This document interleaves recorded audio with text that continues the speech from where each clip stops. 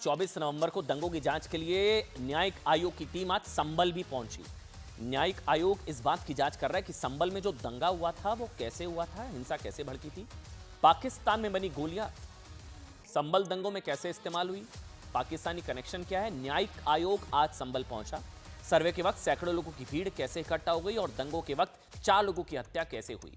क्योंकि दंगों में मारे गए 4 लोगों की मौत को लेकर अखिलेश यादव ने दावा किया था साहब कि पुलिस की गोली से 4 लोग मर गए थे, पुलिस की गोली से। राहुल गांधी ने भी कहा था संभल हिंसा के पीछे बीजेपी का हाथ है और पुलिस की गोली से जान गई।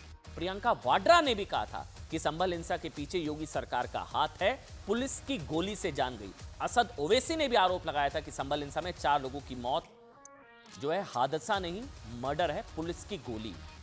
लेकिन यूपी पुलिस ने संभल दंगों को लेकर एक ऐसी गिरफ्तारी की है जिसने संभल हिंसा को लेकर विपक्ष की इस थ्योरी को फ्लॉप कर दिया है। यह गिरफ्तारी हुई है मुल्ला अफरोज नाम के एक आरोपी की। मुल्ला अफरोज ने संभल हिंसा को लेकर बहुत बड़ा खुलासा किया। अखिलेश यादव, राहुल गांधी, प्रियंका वाड्रा, असद ओवैसी कह रहे थे कि पुलिस की गोली से जान गई, पुलिस ने गोली चलाई। पुलिस ने कहा साहब देसी कट्टा से गोली चली, हम कहां से आ गए। लेकिन एक को पकड़ा है मुल्ला अफरोज। इसने बताया कि संभल दंगों के वक्त उसने पुलिस को निशाना बनाकर गोली चलाई थी, लेकिन उसकी गोली बिलाल और अयान को लगी और उनकी मौत हो गई।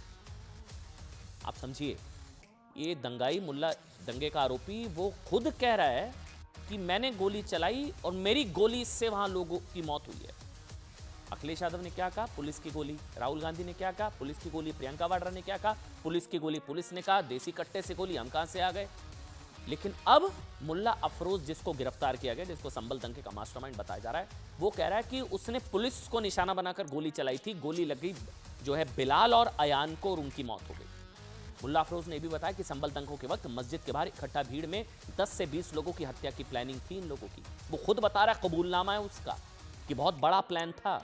इसके अलावा कई पुलिस वालों के मर्डर की साजिश रची गई थी। लेकिन पुलिस ने भीड़ की ओर से गोली चलने के बाद भी जबरदस्त संयम दिखाया। पुलिस ने संयम दिखाया। भीड़ पर काबू पाने के लिए आंसू गैस के गोले छोड़े गए। इससे संभल में दंगाइयों की प्लानिंग फ्लॉप हो गई। पुलिस ने संयम बरता।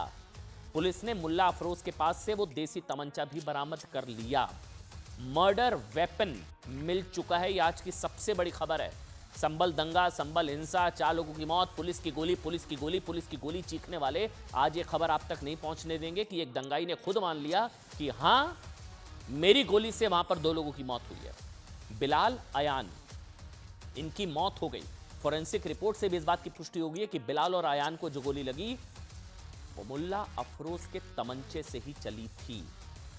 अफरोज के इस कबूलनामे से वो लोग यकीन मानिए सन्नाटे में आ सकते हैं जो अभी तक संभल हिंसा में पुलिस को दोष दे रहे थे, पुलिस की गोली से लोगों की हत्या का आरोप लगा रहे थे और दंगों के लिए योगी सरकार को जिम्मेदार बता रहे थे। क्योंकि अफरोज ने बताया है कि संभल दंगे की स्क्रिप्ट दुबई में लिखी गई थी। दंगों का स्क्रिप्ट राइटर है आईसीआई और दाऊद गैंग के लिए काम करने वाला शारिक साठा। उसी ने अफरोज को दंगों के लिए पाकिस्तान में बनी गोलियां और हथियार संभल पहुंचाए। याद है, कुछ पाकिस्तानी खोखे भी मिले थे संभल में। उसी ने अफरोज से भीड़ में शामिल अपने ही लोगों पर गोलियां चलाने के लिए कहा ताकि पब्लिक समझे कि पुलिस की गोलियों से लोग मारे गए। और इसी नैरेटिव को किसने आगे बढ़ाया, पॉलिटिकल पार्टीज ने। इसके बाद दंगा भड़क जाए, देश भर में जो है दंगा भड़काने की कोशिश थी। शारिक साठा भी संभल का ही रहने वाला और कई साल पहले फर्जी पासपोर्ट पर दुबई भाग चुका है।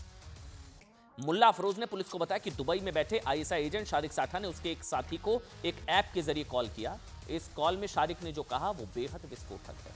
शारिक साठा ने मुल्ला अफरोज के साथी से कहा कि संभल में नेता भीड़ जमा कर रहे हैं, संभल में नेता भीड़ जमा कर रहे हैं, नेताओं की ओर से पूरा सपोर्ट है। कौन से नेता?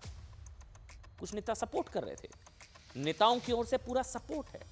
दंगे भड़काने के लिए हरी झंडी मिल चुकी है, नेता सपोर्ट कर रहे हैं। इसलिए 10 से 20 लोगों और पुलिस वालों को मारो, 10 से 20 पुलिस कर्मियों को मारो। इससे सरकार डर जाएगी, पुलिस वालों पर कार्रवाई होगी। सिर्फ इतना ही नहीं, संभल दंगे को लेकर प्लानिंग तो पूरे देश को दंगों की आग में झोंकने की थी, लेकिन योगी सरकार और पुलिस ने इस प्लानिंग को फेल कर दिया। पुलिस ने संयम बरता। संभल हिंसा में अब तक 70 से ज्यादा दंगाई गिरफ्तार हो चुके हैं और अब गिरफ्तारी का नंबर उन नेताओं का है जिन्होंने सर्वे वाले दिन लोगों की भीड़ को जुटाया, उकसाया, भड़काया, कवर फायर दिया, दंगाइयों को दंगे भड़काने के लिए हरी झंडी दी। सुनिए। इस व्यक्ति का जब मोबाइल खंगाला गया तो उसमें इसके सारिक साठा की गैंग के अन्य सदस्यों और सारिक साठा स्वयं से भी बातचीत के कई तथ्य प्रकाश में आए हैं। उसमें सबसे महत्वपूर्ण है कई पिस्टलों का आदान प्रदान और इस तरीके की चीज़ें। यह उल्लेखनीय है कि सारिक साठा एक बहुत बड़ा दुर्दांत अपराधी है जो वर्तमान में भारत से भाग गया है और इसके द्वारा विदेश में बैठकर यहाँ पे गैंग ऑपरेट किए जाते हैं। 4 पहिया वाहन चोरी की 24 तारीख को, जो 24 तारीख से पहले जो माहौल था उसको यूज़ करते हुए अपने भावनाएं भड़काने और लोगों को दंगे को देश भर में भड़काने जैसी उनकी जो मंसूबे थे उनको नाकाम करने में पुलिस द्वारा 24 नवंबर को सफलता हासिल की थी और उसी अनुक्रम में इन लोगों का जिनका नाम प्रकाश में आ रहा है उन व्यक्तियों को गिरफ्तार करके जेल भेजा जा रहा है।